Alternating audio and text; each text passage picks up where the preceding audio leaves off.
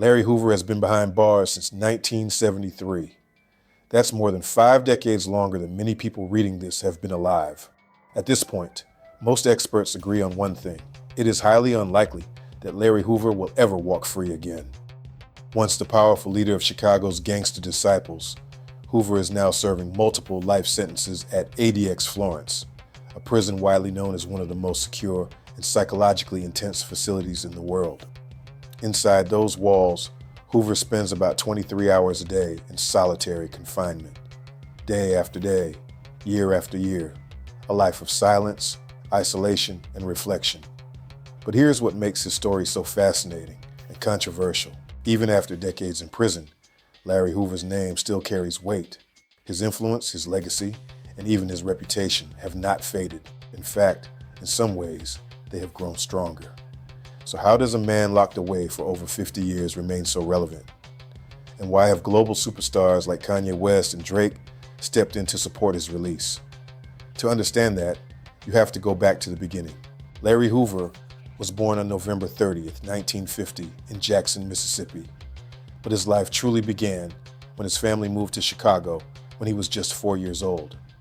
The city would shape him, define him, and eventually make him one of the most talked about figures in its history. By the age of 13, Hoover was already involved in street life. He joined a group called the Supreme Gangsters, a gang made up of young men chasing money, respect, and survival. At first, their crimes were small stealing, pickpocketing, and minor robberies, but things escalated quickly. Violence became part of everyday life. Shootings, assaults, and turf wars were no longer unusual. Hoover dropped out of high school and fully committed himself to the streets. What set him apart, though, was his leadership. He wasn't just another member, he was someone people followed. In the late 1960s, Hoover joined forces with David Barksdale, another influential figure in Chicago's gang scene. Together, they formed the Black Gangster Disciple Nation, later known simply as the Gangster Disciples. When Barksdale was seriously injured in a shooting in 1969, Hoover took over leadership, and under his control, the organization expanded rapidly. The Gangster Disciples became one of the most powerful gangs in Chicago, especially on the South Side. They controlled large portions of the drug trade, bringing in thousands of dollars every day through the sale of cocaine, heroin, and other substances. By his early 20s, Hoover was already living a life filled with danger and power. He had been arrested multiple times, survived several attempts on his life, and built a reputation as someone not to be crossed. He wasn't just involved in the game, he was at the top of it. But everything changed on February 26, 1973. On that day, Larry Hoover and another gang member, Andrew Howard, were arrested for the murder of 19-year-old William Young, a rival drug dealer. Even though Hoover did not personally pull the trigger, he was held responsible for the crime. In court, he was found guilty and sentenced to 150 to 200 years in prison. He was only 23 years old. For most people, that would have been the end of the story. But not for Larry Hoover. What happened next is one of the most debated parts of Hoover's life. Federal authorities claim that even after being locked up, Hoover continued to run the Gangster Disciples from inside his prison cell. According to prosecutors, he maintained control over a criminal organization that generated millions of dollars each year. It sounds almost impossible. No phone, no internet, limited contact with the outside world. And yet investigators believe that messages were being passed through visitors and coded conversations. Orders were allegedly given. Money continued to flow. To the government, this made Hoover extremely dangerous, not just as a criminal, but as a leader who could operate even under the strictest conditions. But not everyone saw him that way. Two different images. There are two very different versions of Larry Hoover. To law enforcement, he is a ruthless gang leader, responsible for violence, drugs, and organized crime on a massive scale. A man whose influence caused harm to countless lives. But on the streets of Chicago, especially among some communities, Hoover's image is more complicated. To some, he became almost a myth, a larger-than-life figure. A mix of Robin Hood and Al Capone. Someone who rose from nothing, built power, and maintained respect, even from behind bars. For many young people growing up in Chicago, Hoover became a symbol, not always of crime, but of power, survival, and influence. And that image only grew stronger over time. As the years passed, a new narrative began to emerge. According to Hoover's lawyers and supporters, prison changed him. They argue that decades of isolation gave him time to reflect on his actions and the damage caused by gang violence. Hoover himself reportedly expressed regret. He saw the destruction, the loss of life, and the cycles of violence affecting young people in Chicago. Supporters say he wanted to make a difference. From prison, Hoover was linked to efforts aimed at positive change. These included a political initiative called 21st Century Vote, which encouraged people to register and participate in elections. Another program, called Save the Children, focused on education, health services, and community support in struggling neighborhoods. There were also reports of food drives, cleanup efforts, and outreach programs aimed at helping young people avoid the same path he once took. At one point, even a prosecutor admitted that the organization had done some good. He described it not just as a gang, but as something resembling an outlaw government because of its structure and influence. But the government remained skeptical. In the 1990s, federal authorities launched a deeper investigation into Hoover's activities. They believed that behind the scenes, criminal operations were still ongoing.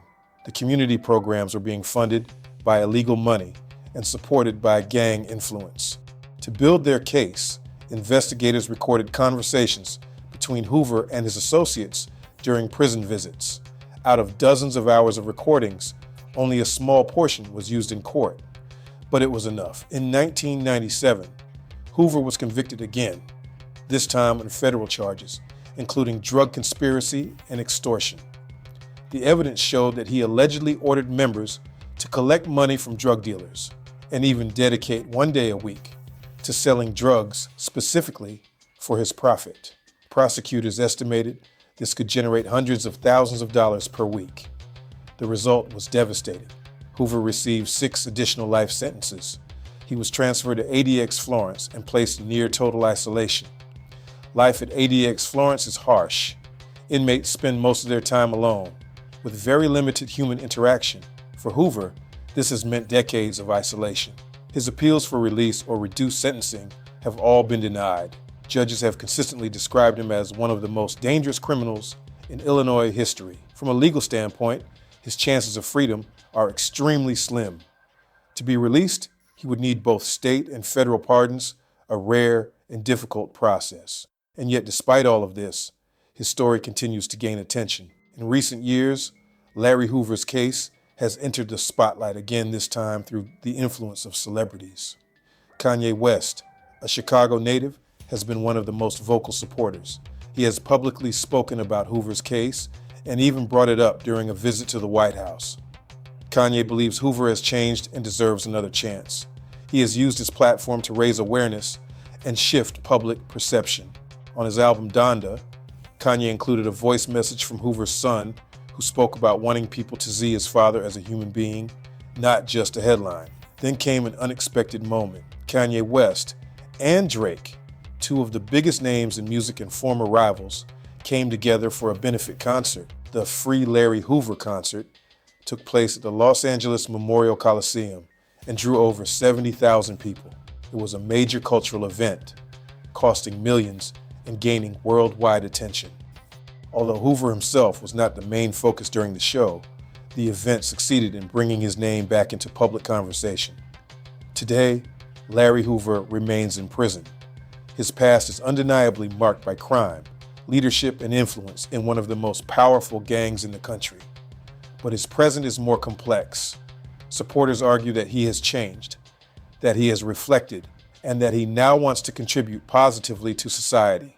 Critics argue that his crimes were too serious, his influence too dangerous, and that justice must stand. And that leaves us with a difficult question. Can someone truly change after a life like this? And if they can, should they be given a second chance? Larry Hoover's story does not offer easy answers.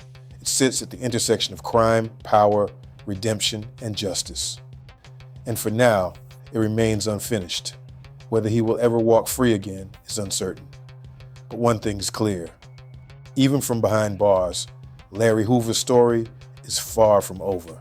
At the end of the day, Larry Hoover's story isn't finished. As long as people continue to debate his life, his actions, and his future, the conversation stays alive.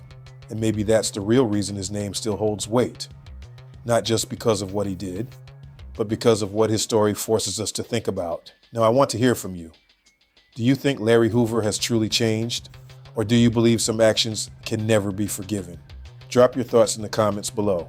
If you found this story interesting, make sure you hit that like button. It really helps the channel grow. And don't forget to subscribe for more powerful and eye-opening true crime stories. Watch the video below for more true crime content.